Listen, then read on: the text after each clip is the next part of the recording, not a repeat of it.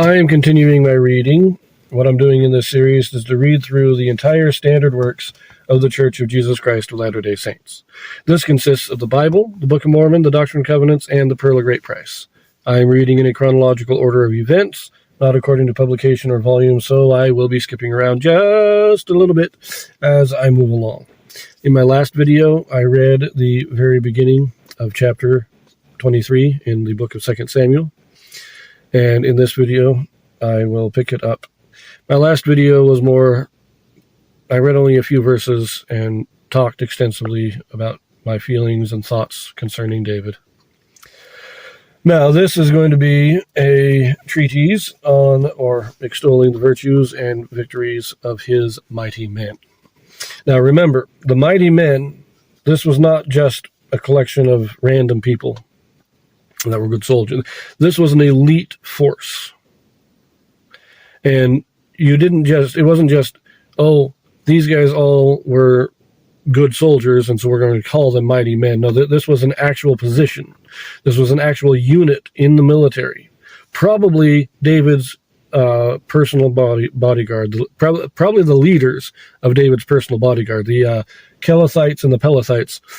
The Kerethites and the Pelethites were his personal guard. They were the ones that had been with him from the time of Saul. And the mighty men are likely, anyways, I think they were the commanders. They were the captains of hundreds and thousands commanding the Kerethites and the Pelethites. So, let us read about these men, and we'll talk about it a little bit. We begin in verse 8. These be the names of the mighty men whom David had. The Tachmonite that sat in the seat, chief among the captains, the same was Adino the Eznite. He lifted up his spear against 800, whom he slew at one time. And after him was Eleazar the son of Dodo, the Ahohite, one of the 3 mighty men with David, when they defied the Philistines that were there gathered together to battle, and the men of Israel were gone away. He arose and smote the Philistines until his hand was weary, and his hand clave unto the sword. And the Lord wrought a great victory that day, and the people returned after him, only to spoil.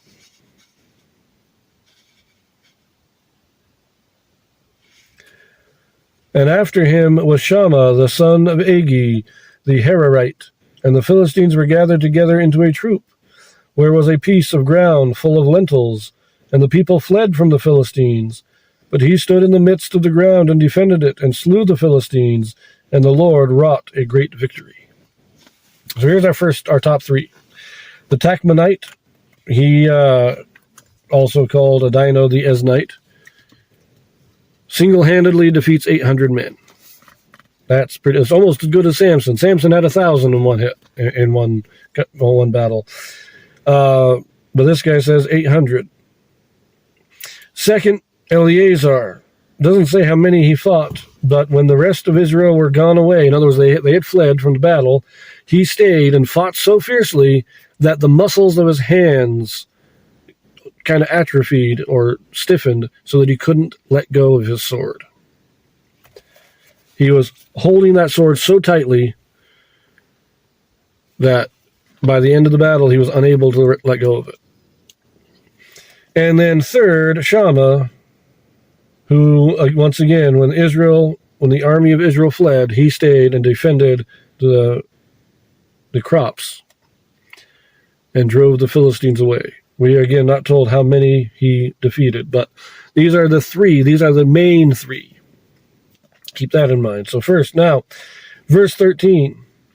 And 3 of the 30 chief went down and came to David in the harvest time unto the cave of Adullam. And the troop of the Philistines pitched in the valley of Rephaim. And David was then in an hold, and the garrison of the Philistines was then in Bethlehem. And David longed and said, Oh, that one would give me drink of the water of the well of Bethlehem, which is by the gate. And the 3 mighty men brake through the host of the Philistines, and drew water out of the well of Bethlehem that was by the gate, and took it and brought it to David. Nevertheless he would not drink thereof, but poured it out unto the Lord. And he said, Be it far from me, O Lord, that I should do this. Is not this the blood of the men that went in jeopardy of their lives? Therefore he would not drink it. These things did these 3 mighty men. So I'm pretty sure, so some people think that these are a different 3, but I'm pretty sure this is just the same 3. Adino, Eleazar, and Shammah. The 3 of them together went and break through the Philistines' lines to get David a drink of water. And David, I've always thought, it's very annoying that David doesn't drink it. If I was these men, I might be a little annoyed. You asked for a drink of water, I brought it to you, now you're not drinking it? Come on.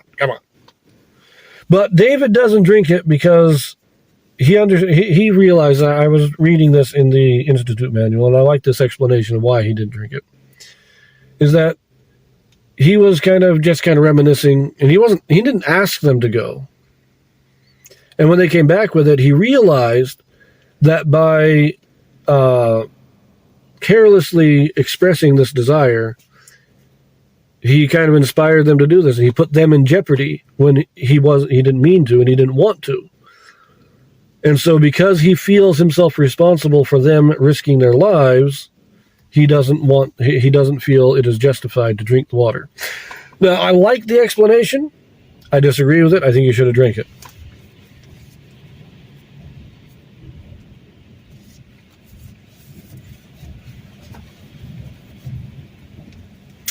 Anyways,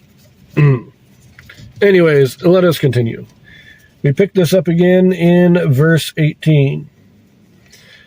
And Abishai, the brother of Joab, the son of Zeruiah, was chief among 3, and he lifted up his spear against 300, and slew them, and had the name among 3.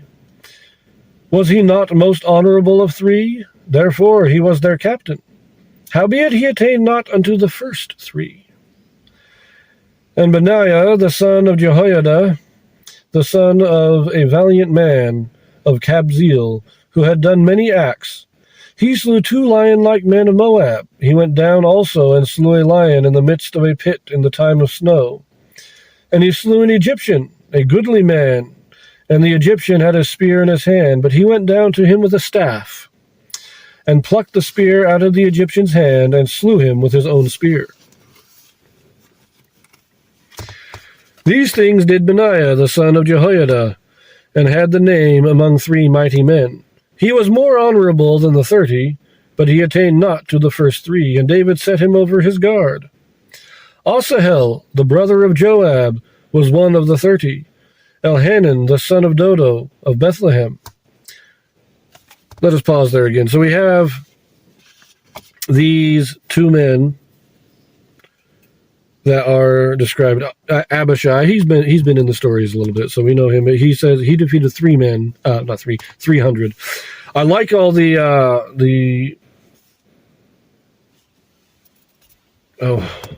deeds of Benaiah, the son of Jehoiada. 2 lion-like men of Moab. He slew an actual lion, and the story of the Egyptians is just fun. But let us just read the rest of this here. So let's pick this up again in verse 24. Asahel, the brother of Joab, was one of the 30. Elhanan, the son of Dodo of Bethlehem. Shammah, the Harodite. Elika, the Harodite. Helez, the Paltite. Ira, the son of Ikkesh, the Tekoite. Abiezer, the Anathothite. Mebunai, the Hushathite, Zalman, the Ahohite, Maharai, the Netophathite, Helab, the son of Baana, a Netophathite, Netophathite, Itai, the son of Rabiah, out of Gibeah of the children of Benjamin, Benaiah, the Parathonite, Hidaiah of the brooks of Gaash, Abai Alban. Wow, tongue twisters. Abai Alban, the Arbathite, Asmaveth, the Barhumite, Eliabah, the Sholabonite, of the sons of Jashan, Jonathan, Shammah, the Herarite, Ahiam,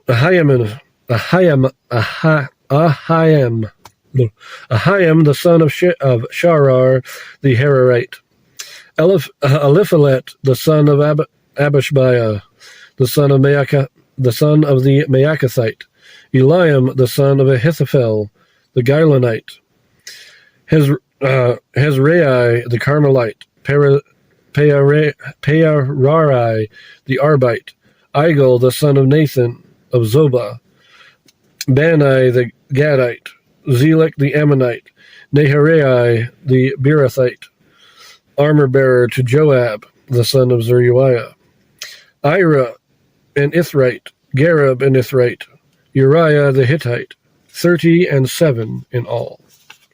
Now, I want to make a couple of notes here. First note, Joab is not among these. Now, we don't know all of Joab's deeds, but it is likely that he was at least as good as the top three because he was the top of all the army. He was the captain of the host.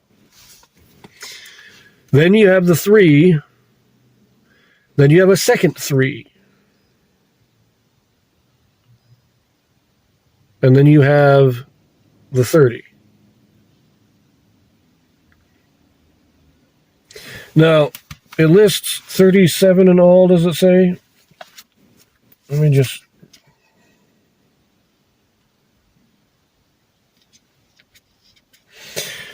So, there's 3 and 3, and there's actually 31 listed. But in the first 3, in the second 3, only 2 people are listed. They only talk about Benaiah and Abishai. They don't mention a third one, but they say they are part of 3. So who's the third one? Now, once again, I don't like saying that unless Joseph Smith corrected it, I generally want to say that it should just stand the way it is. But I do have my suspicion that Asahel was the third, which would leave 3, 3, and then 30, and a total of 36 instead of 37. So that's just a suspicion of mine. Asahel is the first one listed among the 30, but there's actually 31. And if you take Asahel out and put him with the other 2, you get 2 sets of 3 and then 30. So that's just my personal suspicion. But I'm going to leave that here. It's a fun list. It's just extolling their virtues. We know that not all of these people, these mighty men, obviously, were from early on in David's reign because Uriah the Hittite, David had killed long before this. So the mighty men were before Uriah's death. And likely it seems to me, anyways, that, well, actually, I was considering doing a supplemental video about the mighty men, and I just might do that now that I think about it. I was considering it. I decided not to do it, but I think I will. Because remember, there's a chapter in Chronicles that extols the mighty men as well, but in that list, there's like 50 of them instead of 30. Some of the names are the same, some of the names are different. So I'll do a supplemental video about the mighty men. Might take me a day or 2 to get it up, but I will get it done. And I will see you in the next one.